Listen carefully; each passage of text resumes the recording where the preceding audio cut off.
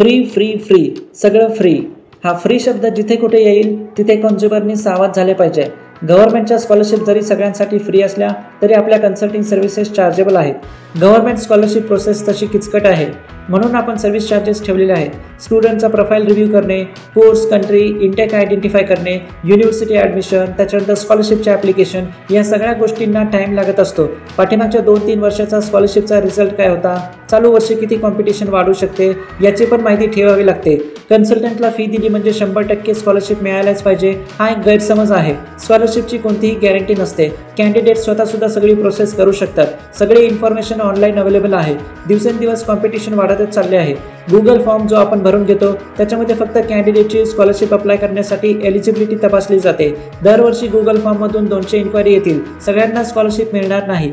UK, Australia, न्यूझीलंडमध्ये जर कॅन्डिडेटची स्वतःची फंडिंग असेल तर तिथे आपण कन्सल्टिंग फीज चार्ज करत नाही. त्या केसमध्ये युनिव्हर्सिटी आम्हाला ठीकठाक कमिशन देत असतात. त्या व्यतिरिक्त बाकी सगळ्या सर्व्हिसेसमध्ये आपली कन्सल्टिंग फीज आहे.